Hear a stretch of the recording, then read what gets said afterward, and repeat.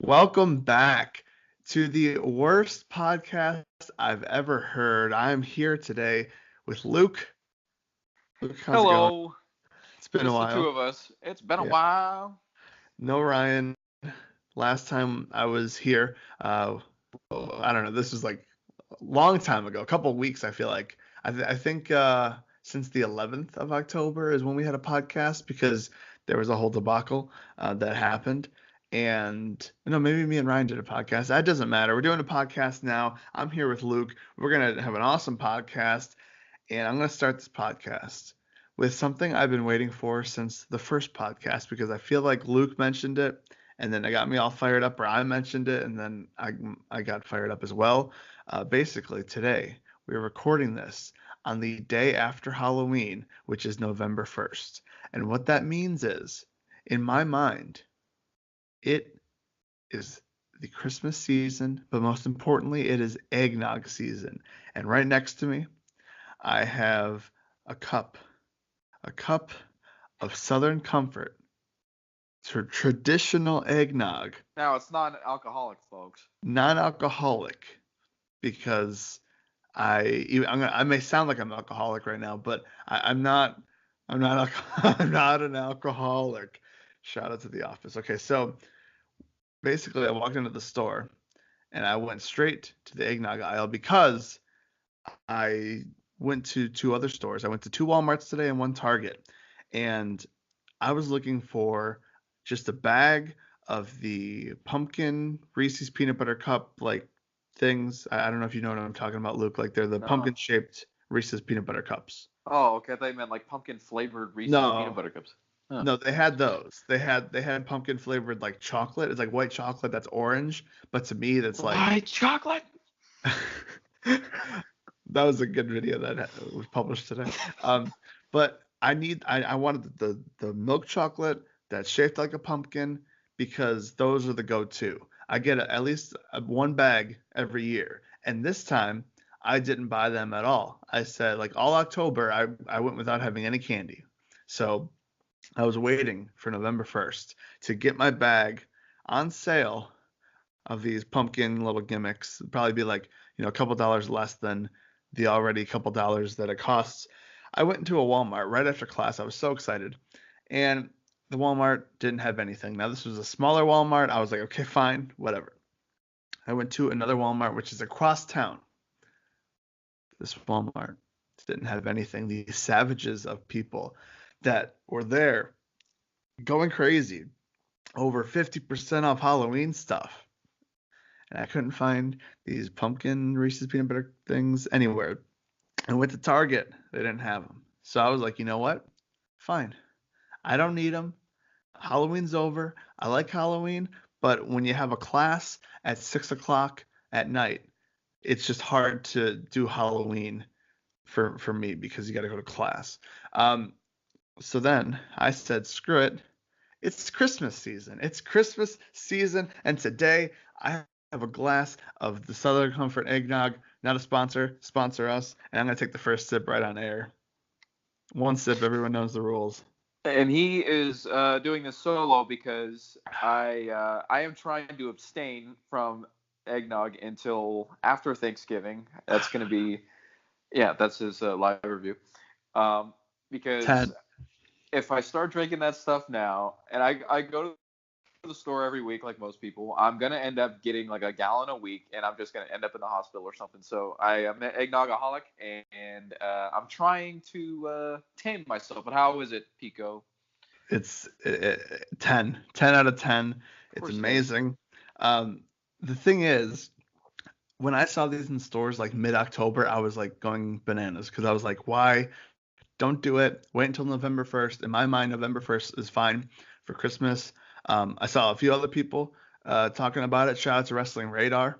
Um, I saw they were talking about it. I know a couple of people liked my tweet about it for promoting this podcast.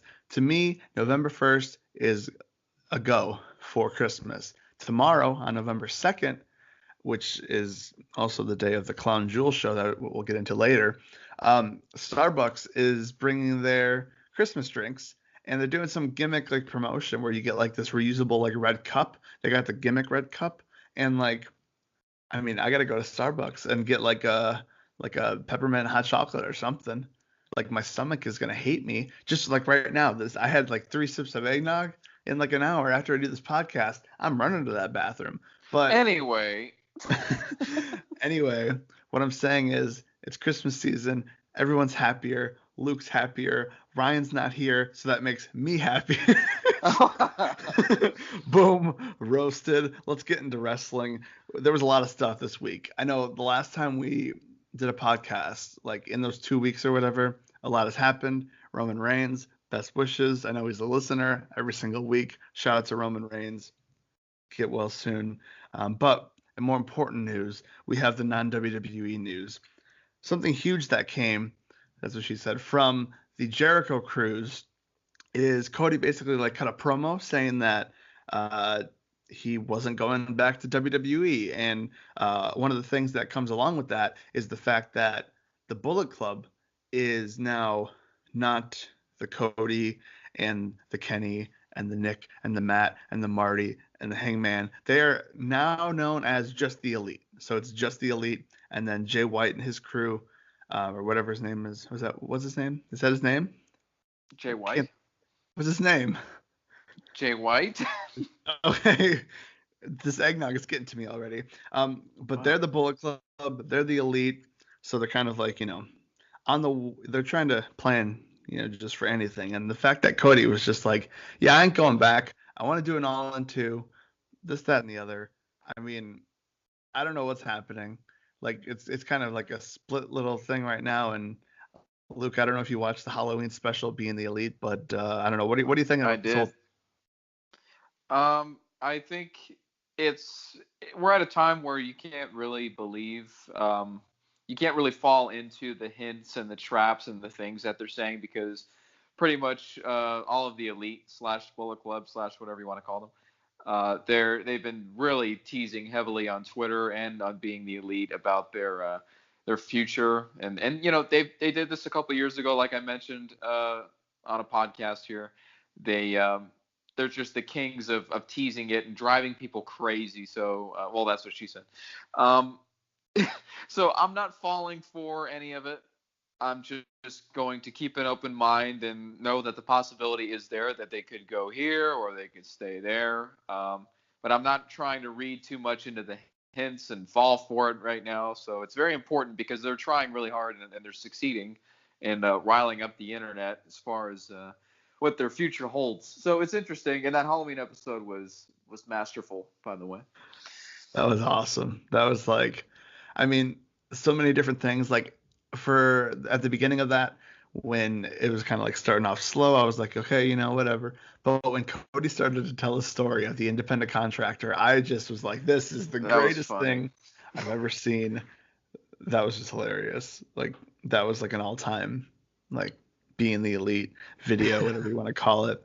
And it's kind of interesting these next couple months, and I feel like the fact that they're like joking around about them going to WWE kind of makes it seem like they're not going to WWE because I feel like that's just their like personality is to like joke about it with the whole H thing. And so I mean, I don't think they're going. I feel like it's going to be maybe like a year or two before they actually go, because I don't know. That's just what I feel like, and I feel like they're going to do one more Wrestle Kingdom. I feel like they're going to do another few all-in shows. I know me and Tommy, who was on the first episode of this podcast, which he's like the long lost like host of this podcast. I know we were talking about how maybe they do two. They do one on the West Coast for Memorial Day and then one for Labor Day and just kind of make that like a thing. If you're on the West Coast, go to this one. If you're near Chicago, go to this one. It's going to be two different shows.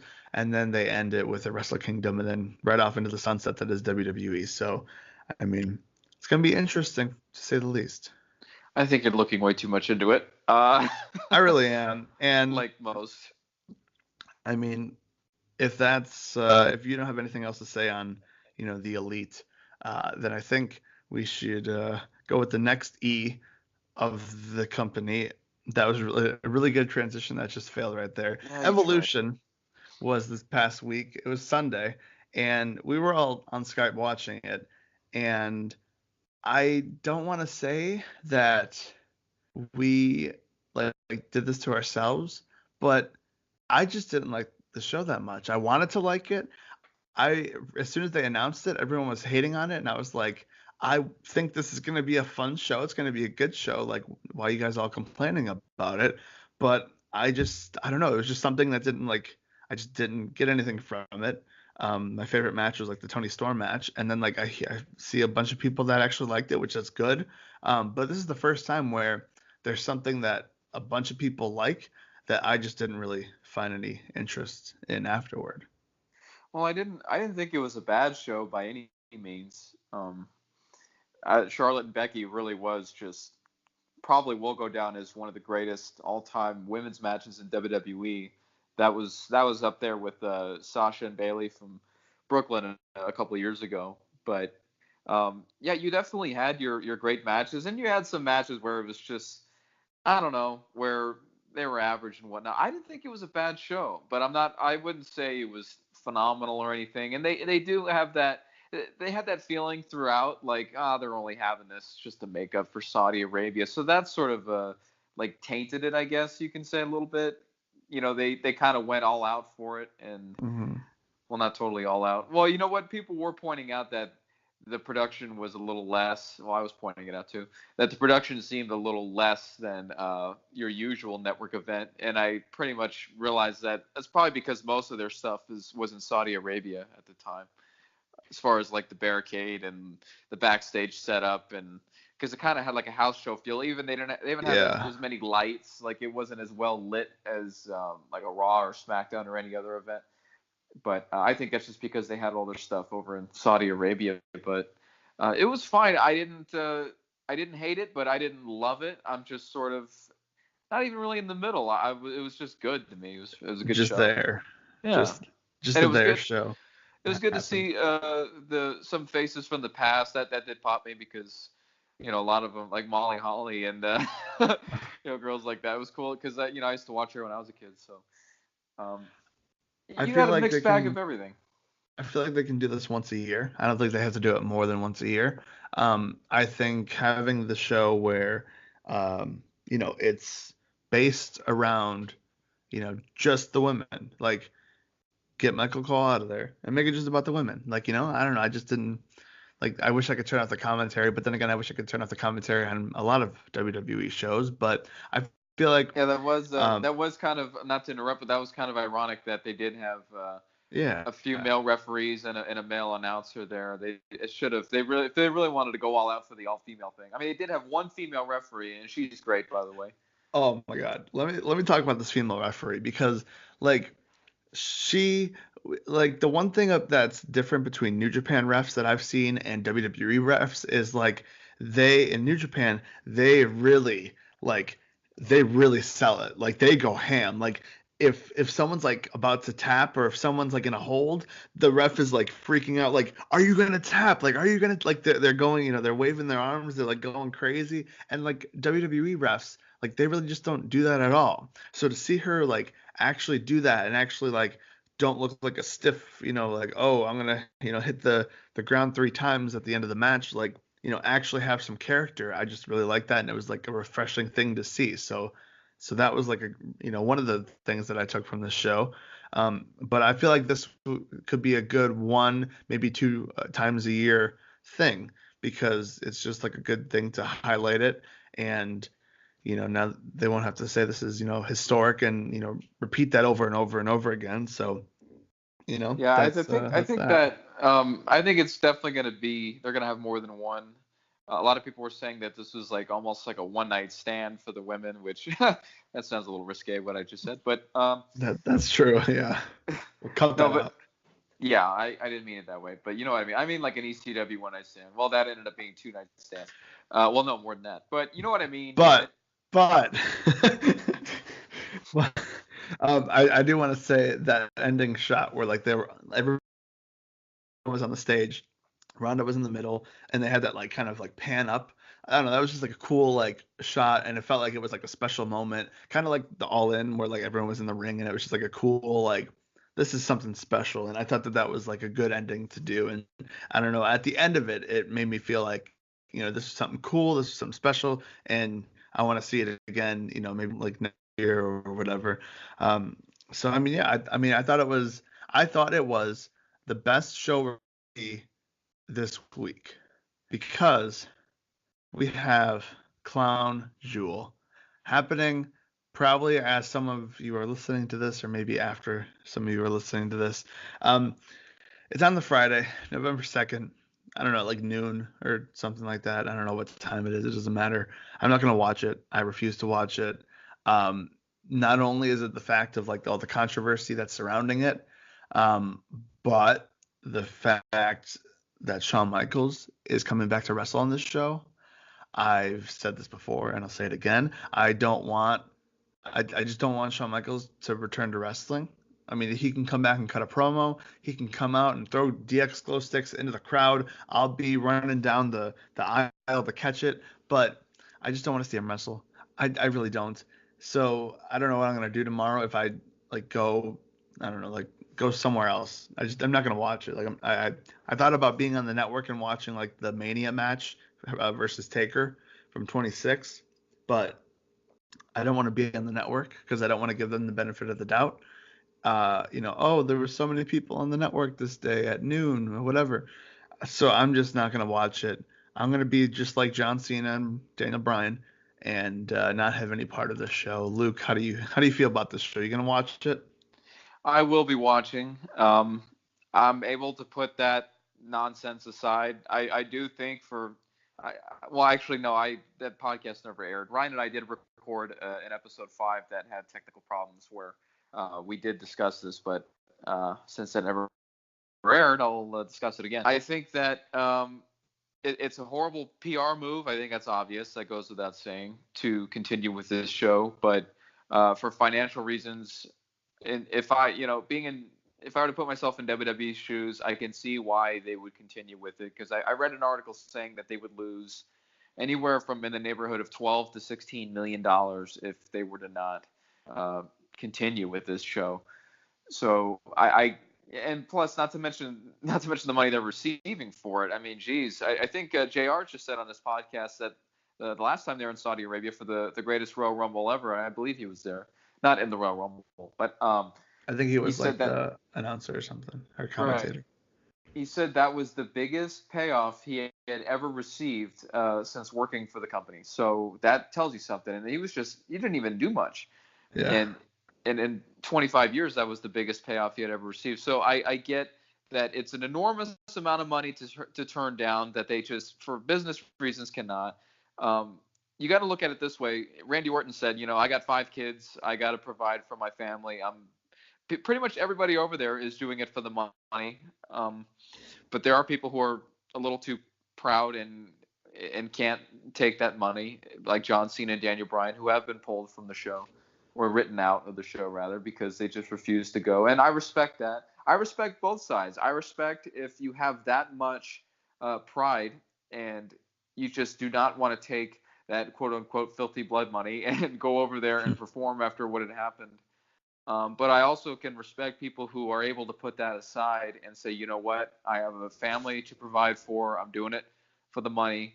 And I don't know. It's a really sticky situation because you damned if you do, damned if you don't, as far as like which side you take, because there are people who are on both sides or one side or the other. So it's really I'm trying to play devil's advocate here. I don't want to say that I'm 100% not for it or 100% for it. So anyway, I think it'll be a good show. I'm really looking forward to Shawn Michaels wrestling again.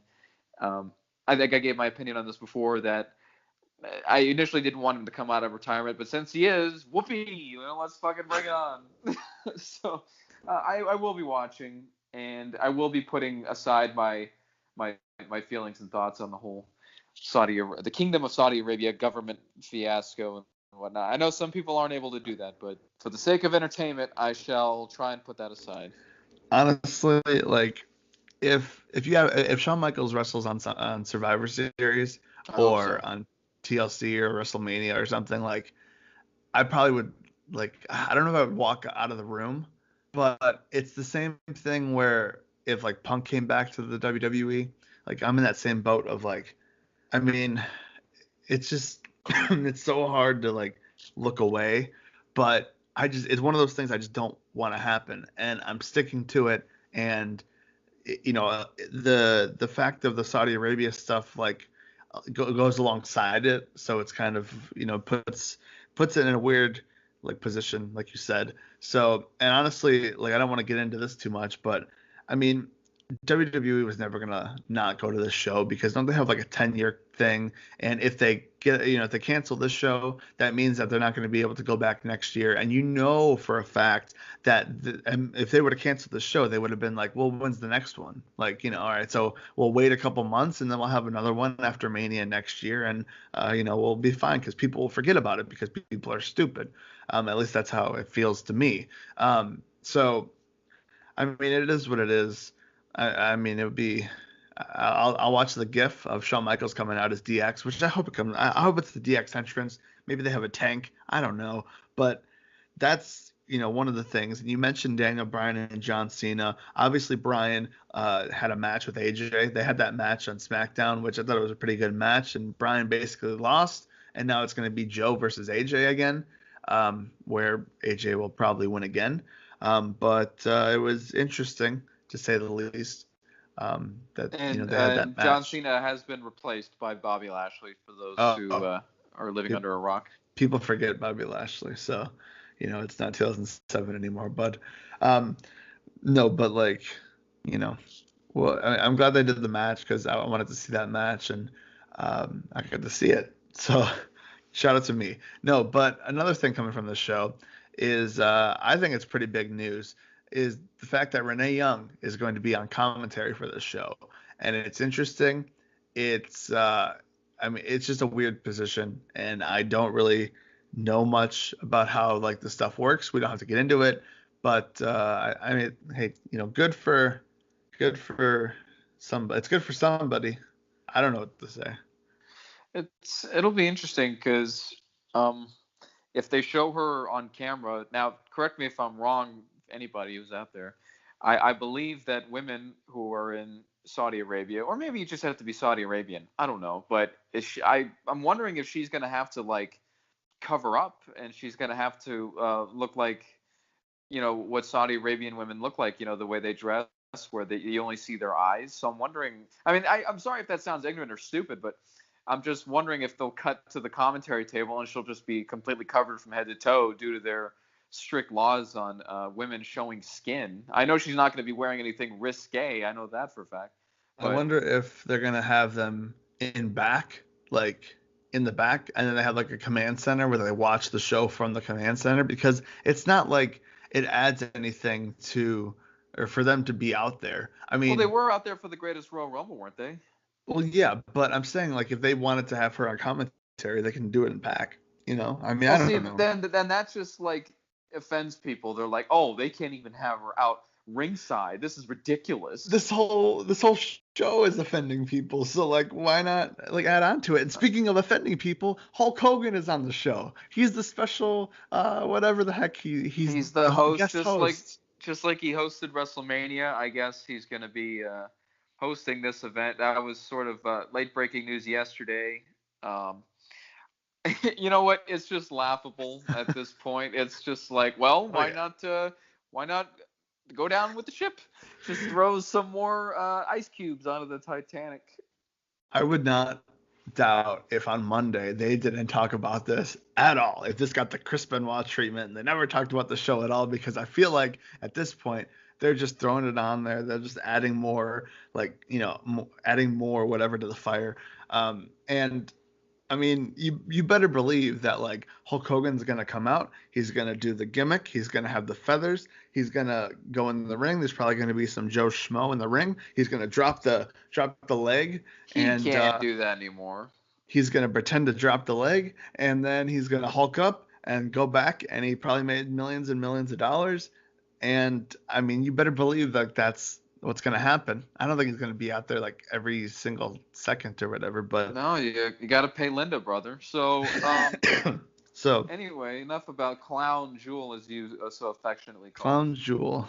Shout out to Clown Jewel. Okay, but more importantly, let's talk about something. Let's talk about Survivor Series, because not only is Survivor Series the next important show, but one person in this call is going to Survivor Series, Who? and that's not me. Oh. So better be Yeah, one of us. it's been a long time in the making. I will finally be completing the Big Four. I have never been to a Survivor Series in my entire life, and that's mainly because the Survivor Series in its entire existence, believe it or not, has never been to the West Coast, let alone California, where I live. SU. And it's been way too long in the making. I've been to one Royal Rumble, 3 SummerSlams, and 7 WrestleManias, but And a never a Survivor partridge in a pear tree. Yeah, right. But never a Survivor Series. So it's been on my bucket list forever. And I'm not expecting it to be a great show. I'm only going to complete the Big Four.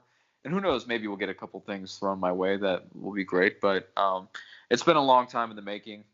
And I'm really excited just to check it off my list. And the night before, I'll be going to War Games, which is a nice added bonus. Never seen a And War Games match, obviously.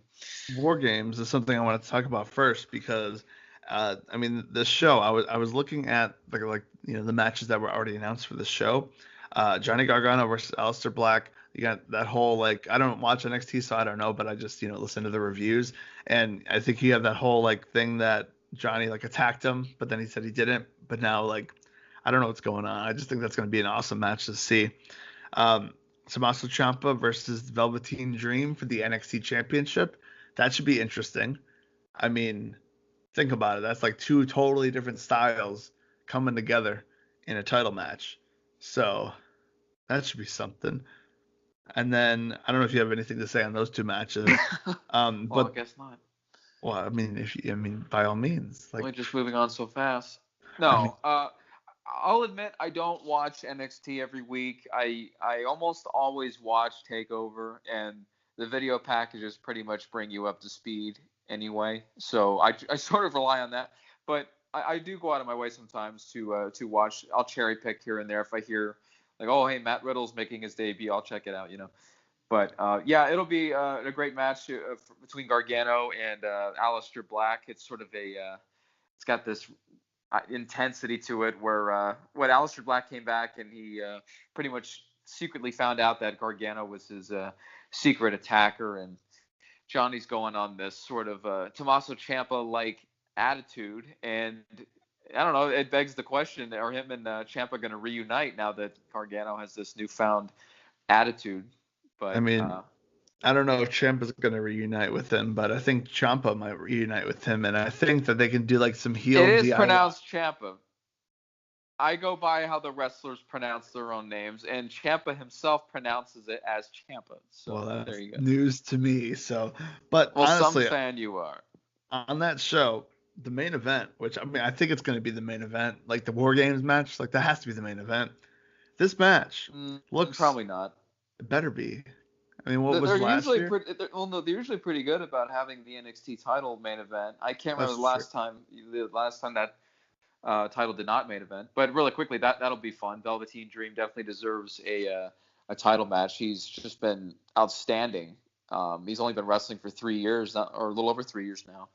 And the fact that he's come this far and with this unique gimmick that's just a combination of a bunch of things, which seems to be the formula for success, by the way, when you steal a little bit from here, steal a little bit from there, and you make this concoction of whatever you stole. I mean, not saying stealing in a bad way. Everyone steals in the wrestling industry, it seems, but this gimmick that he just brewed together, it works. It's awesome. And anyway, he's been great. So That well that deserved T-shirt, title match. that T-shirt on WWE Shop, the purple Yeah, one, there you sunglasses, go. 5 stars. But so the War Games match itself looks like a Ring of Honor main event from like a house show Yeah. in like 2013. You got Undisputed Era, which is Adam Cole, Bobby Fish, Kyle O'Reilly, and Roderick Strong, versus Pete Dunne, Ricochet, and the War Raiders, Hanson and Rowe. So that's like That's more of like a PWG meets Ring of Honor type situation. Um, but that's gonna be amazing. Holy crap! Like, I'm excited for that alone. Like, if I was going to this show, like this card looks like awesome. I mean, shoot, like you're Oh really yeah. going to a good one. Like, if you weren't going to, like, if you weren't going to NXT, I would be like, why not? Like, this show looks awesome. Yeah, this War Games match makes all the other matches kind of look like bonus matches almost. True. And I remember when they first announced War Games, all I said was please have Ricochet and Matt Riddle in there, and at least we're getting Ricochet, so that'll be pretty great. Also, a little fun fact for you, a little trivia. I did read this a few weeks ago. I don't know if it's true. I think it is. Major League Wrestling (MLW). I got into them a couple months ago. They're a great promotion to check out on BN Sports. They apparently own the trademark, the rights to the name War Games, True. which is pretty crazy. They had a War Games match on their MLW Fusion not too long ago, and I was really surprised because I remember watching it going, God, how has WWE not slapped them with like a cease and desist? They're calling it War Games, and you have Tony Schiavone commentating, and he's saying War Games, War Games. I'm like, wow, I'm pretty sure WWE owns this, but no, I guess MLW does. So that's a little. I don't know how WWE is using it. Maybe MLW is letting them using it or use it rather. So Well, that's an interesting situation. what I think happened was they I think that was one of those things that just never like like they never came around to copywriting it or trademarking it or whatever Well, WWE. that's what it was, yeah. So and then MLW is like, well, jokes on you, we got it now, like you know. So they it'd be a real shame if MLW was like, hey WWE, you can't use this, like they got that in their back pocket now, that they can that card that they could play. But that's going to be like just seeing those three matches right there. I think that's going to be like an awesome show. And the Survivor Series, there's only one match that's like announced for right now. There's kind of another one we could figure out here in a second. But Becky Lynch versus Ronda Rousey, like just reading that sounds interesting. I mean, Definitely, yeah. That sounds cool. I definitely expected that because we're probably going to get Ronda in Charlotte at WrestleMania. So in Royal Rumble, who knows? But I think that Ronda's going to be having these big matches with women she's never had matches before. But yeah, that's an awesome clash. I know it's Raw versus SmackDown. I guess that's sort of going to be the theme again this year. Raw versus SmackDown at Survivor Series. So you got the Raw Women's Champ versus the SmackDown Women's Champ. Makes all the sense in the world. It definitely does sound interesting. And the only match on the card so far, they better put together a card pretty quick. We're 16 days away, I think. from wait, Something like that. what? I believe it's November 17th or 18th or around there. Looking this Hell, up I'm right going. now. I can't even remember. That's wait, so that means that they literally have like a couple days away. Yeah, November 18th. That's like, what was that, 3 weeks away? 2 weeks away? That's 2 weeks away. 17, yeah, 17, two and a Wow, half weeks. that's insane. Like And we got one insane. match. Well, I mean, if you think about it, like this is, I think we could kind of pick and pluck like these matches together as the main event for the WWE, I guess that would be the main event. The WWE title versus the Universal title. We either have Brock or Braun on one side, and then AJ or Joe on the other. And it looks like it's going to be AJ more than less. So AJ versus Brock, AJ Or versus Braun. I think it's going to be AJ versus Braun. or there's talks of Drew McIntyre getting added to the Universal title match at Crown Jewel Really? and him possibly winning it. Because now that um, we didn't mean to gloss over Roman Reigns earlier, but it is It is we do. what it is. Yeah, I mean we do send Like our condolences, but you can't, like, I don't know, like that's one of those things where it's like you can only like wish someone like a star like that, like the best so many times. Like it's I don't know, like I want him to get better. I want him to come back better than ever. And I mean, we're gonna see that video package every single week, so we're never gonna forget about Roman Reigns. But it's just one of those things, like you can only yeah, say it I so mean many times. Yeah, I mean, what can you say? It's just like I said on Twitter when it happened. It's just a horrible situation all around, and I just hope he beats it and comes back. And this is just nothing but a big speed bump in the road. But my point was not to gloss over that, but Drew McIntyre, I guess, who was already being groomed to be a top guy. I guess they're expediting that process. They're fast tracking him to that main event spot now because of Roman Reigns being absent. I do believe that is the reason. That's just my guess. Oh shoot, he's on Raw. Duh. I thought he Yeah. was gonna beat AJ, and I was gonna be like, wait a minute, no, don't beat AJ until he hits 500 or whatever. But okay, No, yeah, but then for sure. Let's see yeah. that. So they're trying to. I believe probably by year's end, Drew McIntyre is going to be in the main event scene, and I obviously don't think that they plan on doing it this soon. But now with the an open spot, so to speak, with Roman Reigns being gone, I do believe they have to fill that void. So it'll be interesting to see. I think Drew McIntyre definitely is a future Universal Champion, but I think Braun will probably get it first. But we'll see. It'd be really cool. I'll tell you that much to see Drew McIntyre as champion because that would be one of those stories. Kind of, I mean, like it would be a more important story than the Jinder Mahal thing, but just the fact that he was like some random guy, he was like a job guy, he got fired, he went on the Indies, he made a name for himself. WWE was like going crazy to get him, they got him, and now he's champion. So that'd be really cool. I think that should happen, and maybe we'll do a review of the show. Maybe I'll go over like it could be Oh, of us course and we're gonna then talk about it. I mean, either. Well, I mean, I know you're not going to see it, but we're definitely going to talk about it. It's just going to be a huge news coming out of it, I'm sure, what and was it's that going to be show? What was the last one that we did? Was that the Super whatever? What was it called in Super Australia? Slam Down. Yeah, Super Showdown. Yeah. Yeah, okay. So we'll do that again. We'll see if we get Ryan, and then we can. I mean, Luke will be watching it, so I'll just run down the card, Is and then Ryan it'll not be. watching it either? I don't know. I don't know. I mean, it Uh, depends on what like his well, let's schedule ask is. him. Hey, Ryan, are you going to watch it? Oh, yeah, guys, I'll watch it. Yeah. That's what he sounds like. Okay.